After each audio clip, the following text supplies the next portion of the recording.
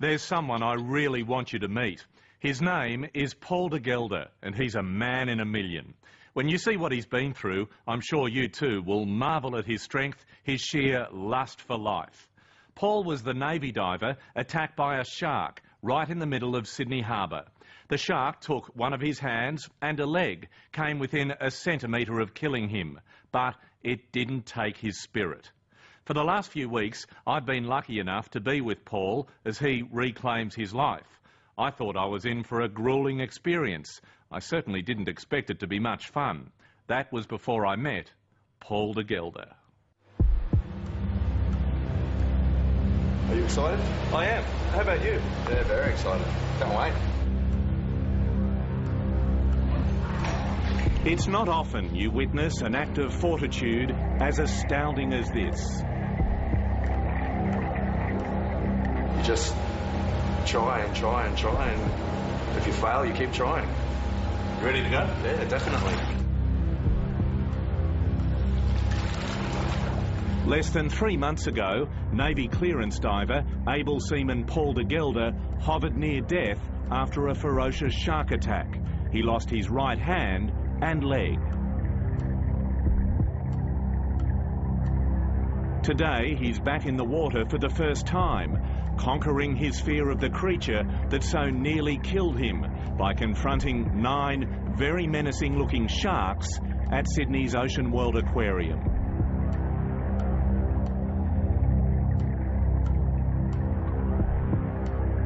Wow, you can't put it any better.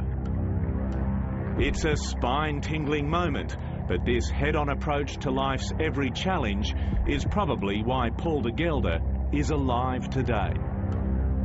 I don't know what drives me. I just know that I have to keep going. You make the choice as to whether you're going to do your best today or you're not going to try. It's all about that personal choice. And I choose every day to make sure that I've lived my life to the fullest. Whoa. Mate. I don't know where to begin. That was amazing. Were you comfortable down there? Yeah, at some moments there, I've got to say, it was a little bit sketchy, but, it's hard to believe that something so placid as that would, turn into a raging man-eater. Are you glad to be back in the water, even though it was difficult? Yeah, I'm very glad to be back in the water. It's, it's where I feel most comfortable of all, even with these big sharks around. I admire you greatly. There's one right there.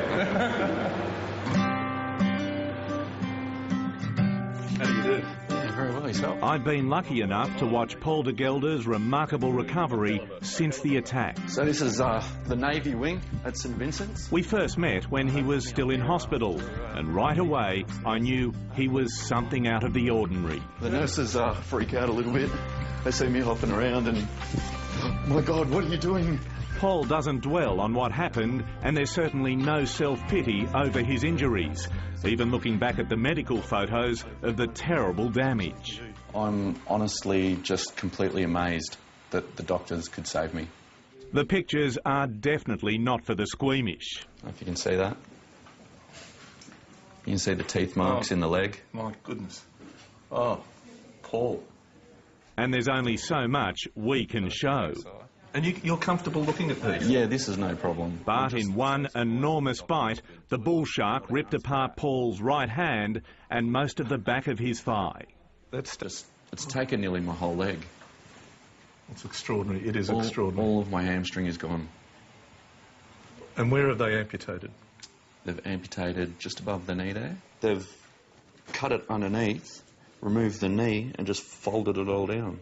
So now my hamstring's my calf. Calf's my hamstring. At 31, Paul de Gelder has given almost a third of his life to the armed services. He spent 4 years as a paratrooper in the army and was a peacekeeper in East Timor. Then, 5 years ago, he qualified as a clearance diver, one of the toughest jobs in the Navy. Your sense of humour is getting you through. Who gave you the shirt? Oh, we got it made up yesterday. Had to be done. Is that a bull shark on the front? Yeah, we typed into Google bull shark silhouette and that's what came up. Paul and his mates have the camaraderie that comes with years of military training. Fit, disciplined and ready for anything. But nothing could prepare them for what happened here, in the shadow of Sydney skyscrapers, just metres from the protection of our Navy's firepower. It was just over there, near the front of that ship. It's all a little bit nerve-wracking, really. Kind of wish I didn't come out that day, but you can't change the past, so best to look to the future. So when you got in the water that morning off Garden Island, do sharks come into your mind at all? Every time. There's sharks everywhere. You just put it to the back of your mind and try not to worry about it. It's you have an obligation, a role, a job that you have to get on with. So you don't let the things that scare you stop you from doing that. But it was in your mind that morning. Yeah, and then it was in my leg. You say it with a sense of humour. At the time, I'm sure it wasn't like that at all. What do you remember? Yeah, I remember it all. It was about 6:30 on the morning of February 11 this year, and Paul and his team were testing equipment just offshore from Garden Island, the Navy's Sydney headquarters. Paul was making his way across the surface of the water, and in an awful instant, his life changed. I was swimming on my back. I had my fins on and a wetsuit on, and I was just heading in a direction. Checked my direction, and when I got halfway back from turning around, I got hit in the leg and looked down, and there was a big toothy grin.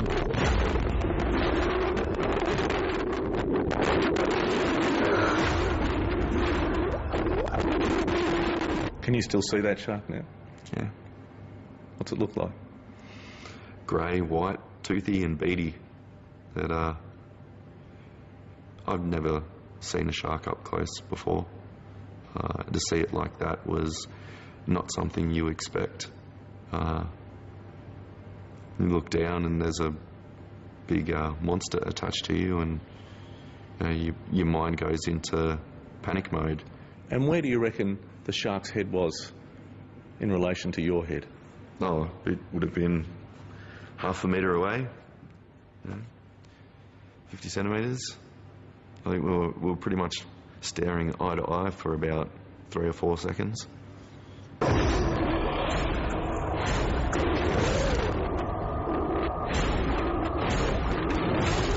In one bite, it had taken My whole hand and the whole back of my leg, yeah. Can you tell me what that felt like? It just felt like getting hit in the leg with a plank of wood. You don't feel the teeth go in or anything. I think the adrenaline, the panic probably puts a numb on the pain and you don't feel it. Over here, go, look! The few seconds in the grip of those savage jaws were the longest of Paul de Gelder's life. What happened next would mean the difference between life and death. For some reason, the shark let Paul go, and a split second later, his Navy mates came charging to the rescue. So I've just flattened the boat, gone over to him, and pretty much the boys have just ripped him out of the water. I don't remember saying too much, but I think I do remember punching him in the chest, and then seeing his eyes open, and then trying to physically just keep his eyes open.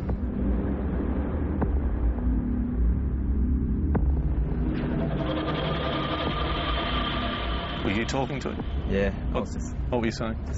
Stay here, mate. Stay with us. Paul's fellow clearance divers were the first of many to play a part in saving his life. But by the time they got him back to the wharf, he'd lost a huge amount of blood. He was in one of his less lucid moments. He was pale and white, eyes were closed, and at that time I actually thought he was dead. In fact, Paul was very close to it. By the time he reached St Vincent's Hospital, head of trauma Dr Tony Grabs says his life hung in the balance. How close did he come? Look, I think he came pretty close. He was lucky he did not have the major artery in his leg severed by the shark, and that was protected. I don't know how, but it was. But if that had occurred, I think he may have actually even died in the water. Were you conscious when you arrived here? Yes, I was conscious through the whole thing. I figured if I passed out, if I closed my eyes, and I'd die, so I didn't want that to happen. Intensive care unit surgeons stopped the bleeding and Paul's life was saved again. But they couldn't save his hand and leg. Both were too badly mauled by the shark. Hey Paul, you ready to go? No, I'm not going in that. He might have been wheeled into hospital, but Paul de Gelder won't be wheeled out. After 7 long weeks here, he's going home. And it's a great day for him and girlfriend Kim. Can you take this? Oh. Thanks. Alright, you want to do the honours? There you go. Your new home. Across town, the Navy has organised a new apartment. And even with all the boxes still to be unpacked, it's a relief to be home. Oh, nice. Finally.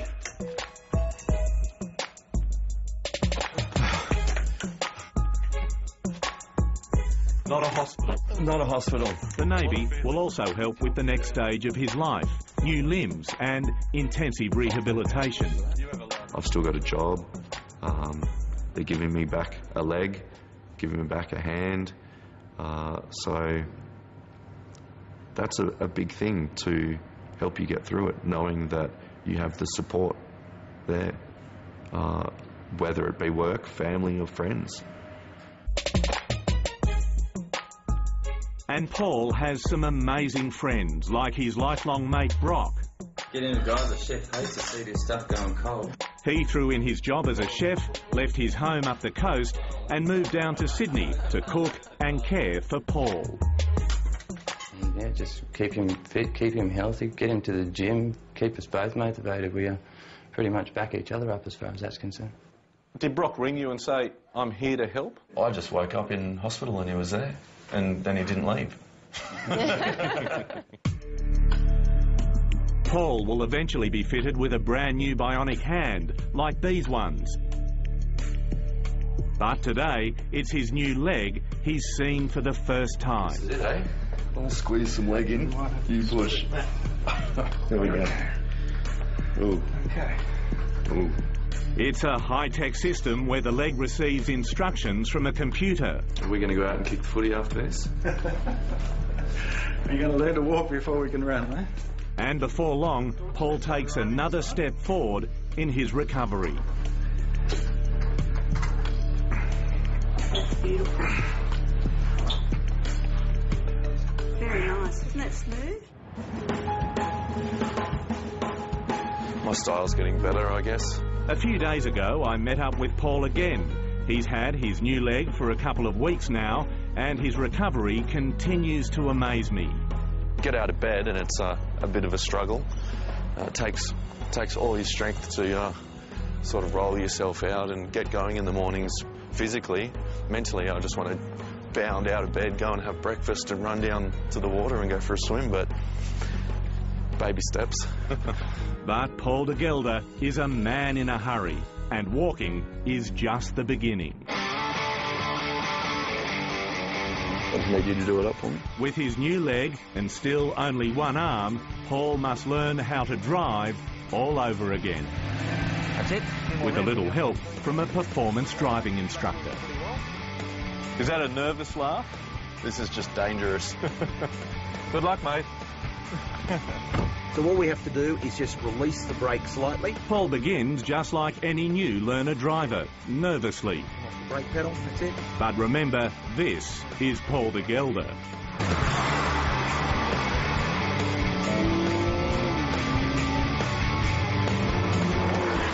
And the laws of caution that rule the rest of us, It goes like a bull. just don't apply to this guy. Whoops, look where you go, you're on the accelerator. Oh, look at it, Mr. Competitive, he's angry. Turn it in, turn it in, turn it in. Wait for it, gentle. Beat it now. Yes! 10 out of 10.